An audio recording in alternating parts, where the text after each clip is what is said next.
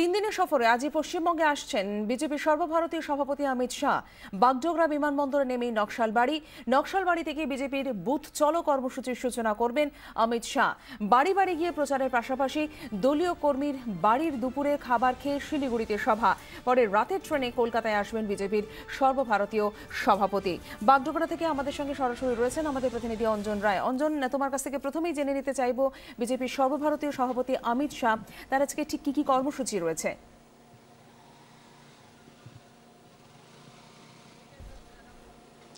দেখো, এই মুহূর্তে যদি বলো কর্মসূচি রয়েছে আজকে সকালবেলায় বাগডোগরার কিছুক্ষণ পর বাগডোগরা বিমানবন্দরে নামবেন।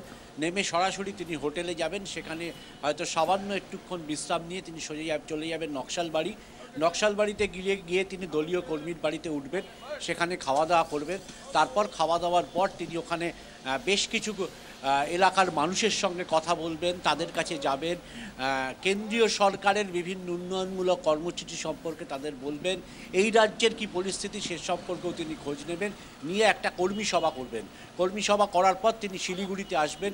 শিলিগুড়ি গীতাঞ্জলি স্টেডিয়ামে তার নির্দিষ্ট কর্মসূচি রয়েছে। প্রথমে হচ্ছে উত্তরবঙ্গের বিজেপির যারা নেতৃত্ব আছেন তাদের সঙ্গে তিনি ক্লোজ ডোর বৈঠক করবেন।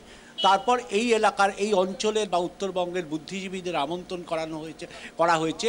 সেই উত্তরবঙ্গের বুদ্ধিজীবীরা আসবেন, তারা মূলত তার সঙ্গে কথা বলবেন, তাদের কাছ থেকেও তিনি বিভিন্ন বিষয়ে জানবার চেষ্টা করবেন। এই হচ্ছে তার শিলিগুড়ির কর্মসূচি এবং রাতের পদাতিক ট্রেন করে তিনি কলকাতায় যাবেন। কলকাতায় আগামী দুদিনের কর্মসূচি আছে। অঞ্জন, আরেকটা বিষয়টা স্পষ্ট করতে চাইবো, উত্তরপ্রদেশ মডেলে কি রাজ্যে বাজি মাত অমিত শাহ, ঠিক কি বার্তা আজকে তিনি দিতে চলেছেন, কি মনে করা হচ্ছে?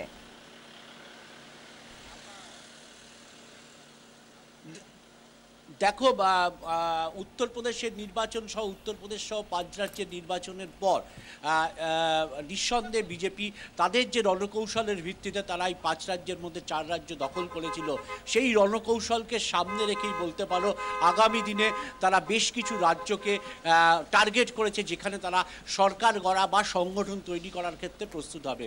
এটা পরিষ্কারভাবে অমিত শাহ কিছুদিন আগে তাদের সর্বভারতীয় কর্মসমিতির বৈঠকে কিন্তু পরিষ্কার করে দিয়েছেন যে তাদের স্বর্ণযুগ ফিরে আসবে তখনই যখনই ভারতবর্ষের সব রাজ্যে তাদের মুখ্যমন্ত্রী থাকবে। এই মুহূর্তে ভারতবর্ষের বোধহয় 13টি রাজ্যে তাদের মুখ্যমন্ত্রী রয়েছে।